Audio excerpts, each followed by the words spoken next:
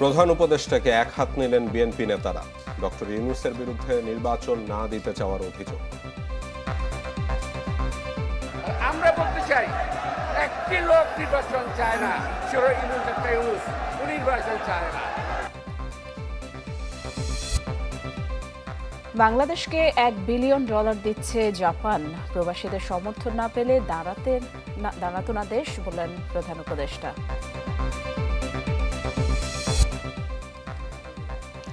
দুদিনের নাটকীয়তার পর বিসিবি থেকে ফারুক আউট, নতুন সভাপতি আমিনুল ইসলাম বুলবুল।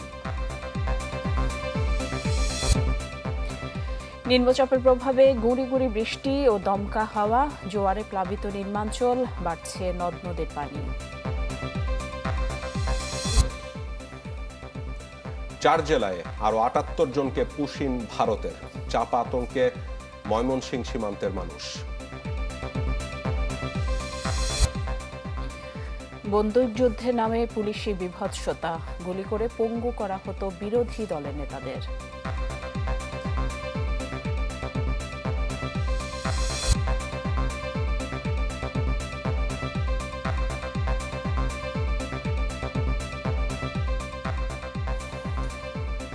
আমন্ত্রণ চ্যানেল 24 সন্ধ্যা 7টার খবরে। শুনছিলেন প্রেসিডেন্সি ইউনিভার্সিটি সংবাদ শিরোনামগুলো। আপনাদের সাথে আমরা দুজন আছি, আমি ফারজানা নিশি এবং আমি জান্নাতুল নাইম। আরএফএল গ্যাস্টো এর সায়েন্টিফিক নজল আর ব্রাশ বার্নার খরচ বাঁচায় 25%। জাতীয় নির্বাচন নিয়ে ক্রমেই যেন বাড়ছে উত্তাপ। এরই মধ্যে প্রধান উপদেষ্টাকে এক হাত নিলেন বিএনপি নেতারা। জিয়াউর রহমানের 44তম মৃত্যুবার্ষিকীতে দলটির স্থায়ী কমিটির সদস্য মির্জা আব্বাসের অভিযোগ, নির্বাচন চান না ডক্টর ইউনূস। আরেক নেতা সালাউদ্দিন আহমেদ বলেন যে বিদেশে গিয়ে শুধু বিএনপিকেই দোষারোপ করছেন প্রধান উপদেষ্টা, অথচ সব দলই দ্রুত নির্বাচনের দাবি জানিয়েছে। 1981 সালের 30 মে সেনাবাহিনীর কিছু বিপদগামী সদস্যের হাতে নিহত হন বিএনপির প্রতিষ্ঠাতা ও সাবেক রাষ্ট্রপতি জিয়াউর রহমান। তার 44তম মৃত্যুবার্ষিকীতে দেশব্যাপী নানা কর্মসূচি পালন করছে দলটি।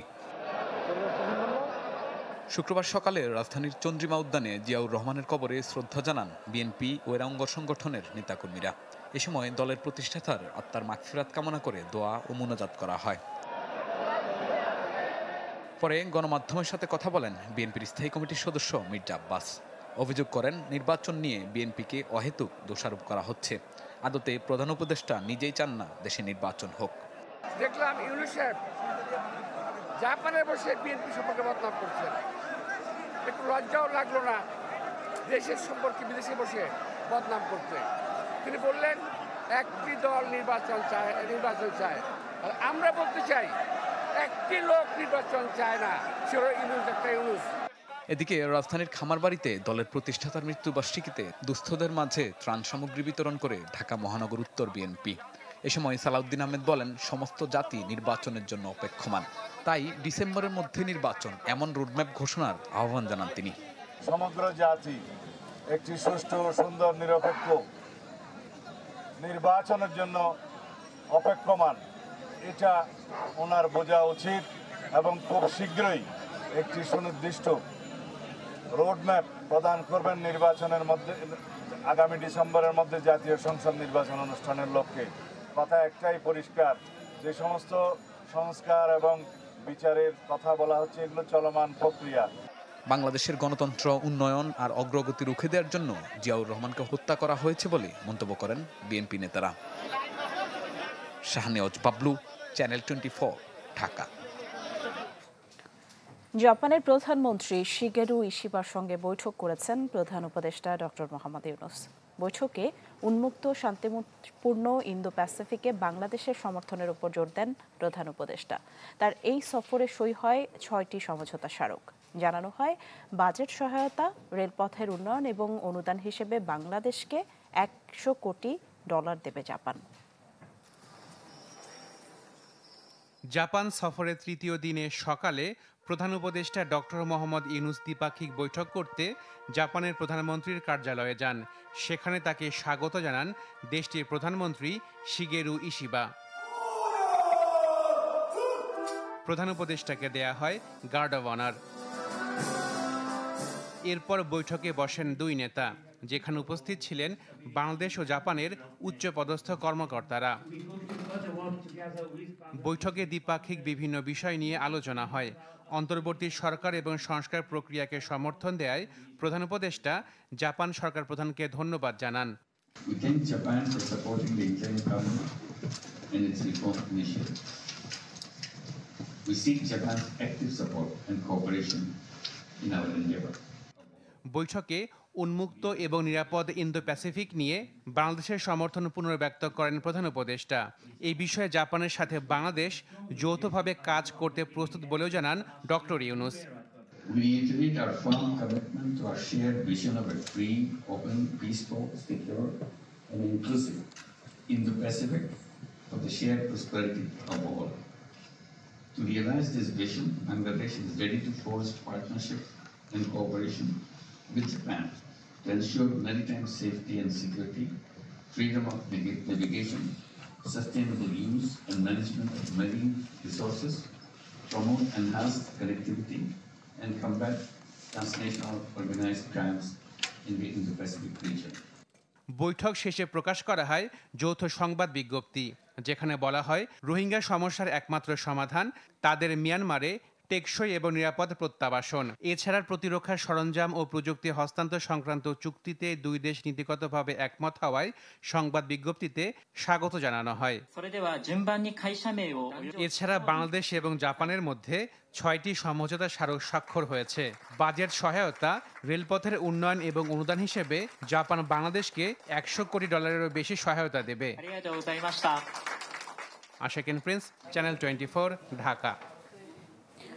পালিয়ে যাওয়ার আগে দেশের কোষাগার খালি করে দিয়ে গেছে আওয়ামী লীগ সরকার।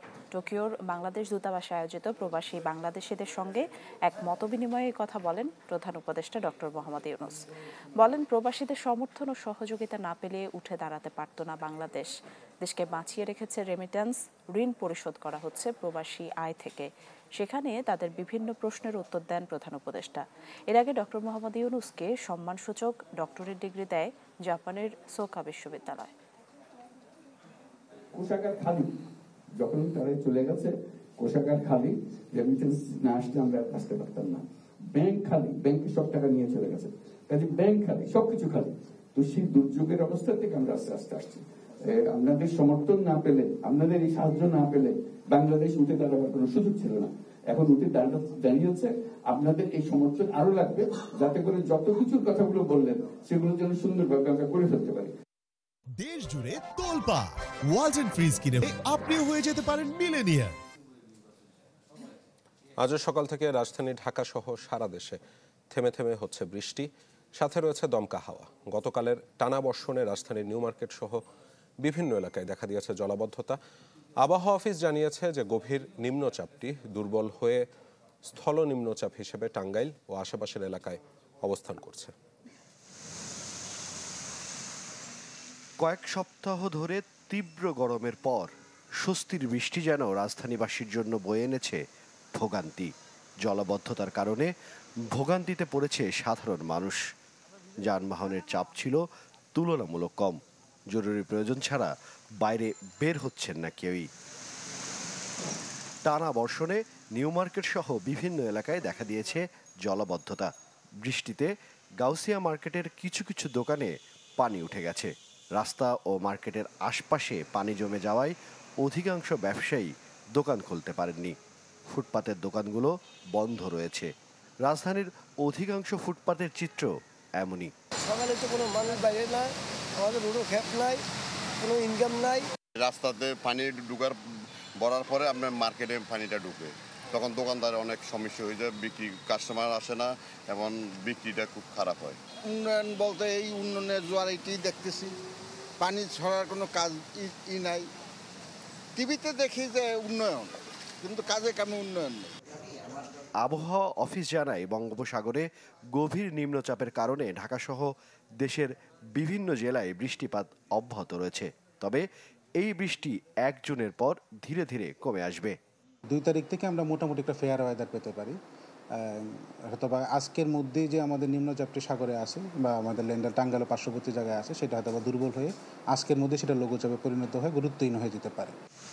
গত 24 ঘন্টায় ঢাকায় বৃষ্টি রেকর্ড করা হয়েছে 196 মিলিমিটার। সর্বোচ্চ বৃষ্টিপাত হয়েছে চট্টগ্রাম বিভাগের মাইজদিকোটে 285 মিলিমিটার। হিরণ খান, চ্যানেল 24, ঢাকা। দর্শক, সময় হলো একটা বিরতি। ফিরছি একটু পর, আমাদের সাথেই থাকুন।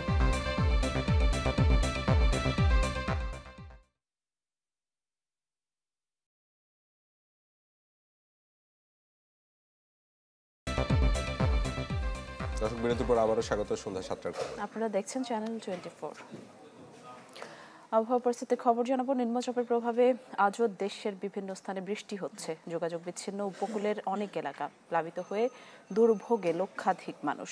ফেনীর পরশুরাম উপজেলার মুহুরী নদীর তীরবর্তী বল্লাবুঘ বাঁধ এলাকায় ভারত ড্রেন নির্মাণ করতে চাইলে বাধা দেয় বিজিবি।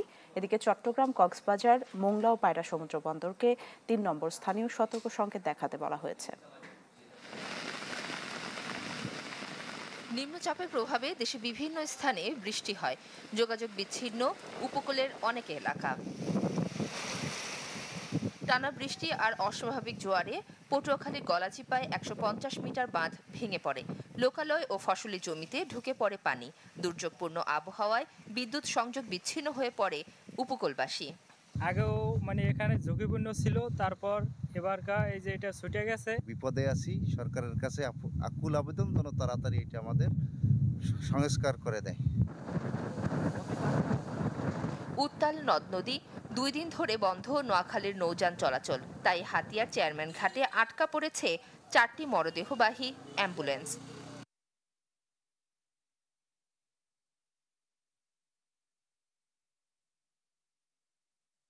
আজকে 2 দিন পর্যন্ত নদীতে নৌ চলাচল বন্ধ হওয়ার কারণে আমরা বাড়িতে যেতে পারতেছি না। আমরা এখানেও 2 দিন পর্যন্ত অপেক্ষা করতেছি।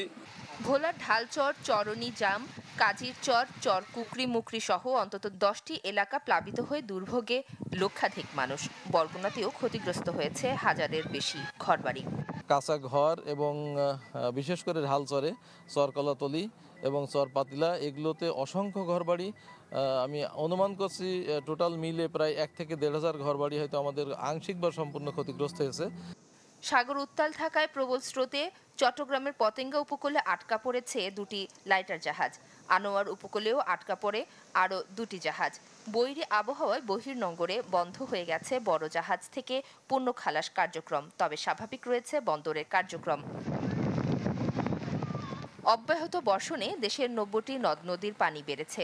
উজানে ও দেশের ভেতরে বৃষ্টিপাতে আরও 4 দিন গোমতী, মুহুরী, ফেনী, হালদা, জাদুকাটা, মনু, খোয়াই, সুরমা ও উত্তরের তিস্তা, ধরলা নদীর পানি বৃদ্ধি পাবে বলে জানিয়েছে বন্যা পূর্বাভাস ও সতর্কীকরণ।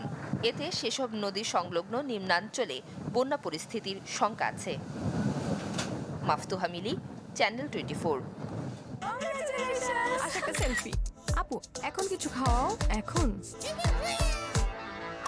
ইভিনিং এর চরম ক্রেভিং, চাই কিছু এক্সাইটিং। মিস্টার নুডলস হয় কুকিং, টেস্ট হয় amazing. Mr Noodles, amazing taste. Mr Noodles, enjoy the best. Mr Noodles, amazing taste. Mr Noodles, Mr Noodles, Mr Noodles. Moulvibazar, Habiganj, Feni ও খাগড়াছড়ি সীমান্ত দিয়ে আরও 78 জনকে পুশিন করেছে ভারত। ভোরে মৌলভীবাজারের জুড়ি ও কমলগঞ্জ উপজেলার সীমান্ত দিয়ে শিশুসহ 29 জনকে ঠেলে পাঠায় বিএসএফ। পরে তাদের আটক করে বিজিবি।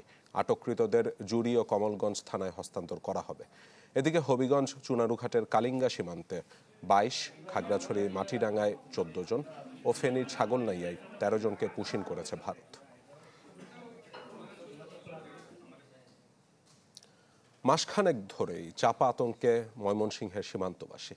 শূন্যরেখায় কৃষকদের না যেতে মাইকিং আর বিএসএফের তৎপরতায় গুমট পরিস্থিতি বিরাজ করছে মানুষের মধ্যে। বিজিবি বলছে যে এই সীমান্তে ভারত পুশিনের চেষ্টা করছে, তবে সতর্ক অবস্থানে রয়েছেন তারা। এক এক সময় এক এক কাণ্ডে গণমাধ্যমের শিরোনাম প্রতিবেশী দেশ ভারত। এবার আলোচনায় সীমান্তে পুশিন ইস্যু। কুড়িগ্রামের রৌমারী সাহেবের আলগা থেকে সুনামগঞ্জের মোহনপুর পর্যন্ত অন্তত 243 কিলোমিটার সীমানার দায়িত্বে বিজিবির ময়মনসিংহ সেক্টর। কতটা সুরক্ষিত এই অঞ্চল তা দেখতেই সীমান্ত এলাকায় চ্যানেল 24। আমরা বর্তমানে ময়মনসিংহের ধোবাউড়ার বাংলাদেশের শেষ সীমান্ত এলাকায় আছি। বলা চলে যে মাত্র আমার পেছন থেকে 500 গজ সামনে এখানে কোনো ধরনের তার কাটার বেড়া নেই বাংলাদেশ এবং ভারতের সীমান্ত রেখায়, এবং এখানে সড়ক রয়েছে এবং তা দিয়ে ভারতীয় গাড়ি সবসময় চলাফেরা করছে। বিজিবির নজরদারি চোখে পড়লেও বেশ কিছু এলাকা জুড়ে নেই ভারতের কাঁটাতারের বেড়া।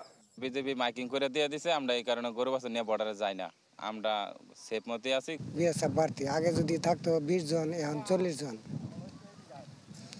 তারপরে টহল নজরদারি বাংলাদেশের প্রতি অনেক বেশি। আমার দায়িত্বপূর্ণ এলাকা যেটুকু আছে সম্পূর্ণ কাঁটাতারের বেড়া দ্বারা বেষ্টন করা আছে, কোনো সমস্যা নেই। আমাদের এলাকায় কোনো পুশিন এখন পর্যন্ত হয় নাই, তো পুশিনকে প্রতিহত করার জন্য আমরা সার্বক্ষণিক টহল তৎপরতা জোরদার করছি যেন তারা পুশিন করতে না পারে। ভারত সর্বদা পুশিনের অপচেষ্টা করছে জানিয়ে বিজিবির ময়মনসিংহ সেক্টর কমান্ডার জানালেন, যে কোনো ধরনের পরিস্থিতি মোকাবেলায় প্রস্তুত তারা। এখন পর্যন্ত যত ধরনের পুশিনের ঘটনাগুলো ঘটছে কোনো ধরনের কোনো যোগাযোগ করছে না, কিন্তু আমরা তাদেরকে বলছি যে আমাদেরকে জানাও। এখন ও যেটা করছে আমাদের কাছে মনে হচ্ছে বাংলাদেশের সাথে অন্য কোনো লোক তারা ঢোকানোর চেষ্টাও করলেও করতে পারে। গত 4 মে থেকে দেশের বিভিন্ন সীমান্ত দিয়ে 500-র বেশি মানুষকে পুশিন করেছে ভারত। সুলতান মাহমুদ কনিক, চ্যানেল 24, ময়মনসিংহ। সংবাদের এই পর্যায়ে সময় হলো আরেকটি বিরতির। একটু পর সাথে থাকুন।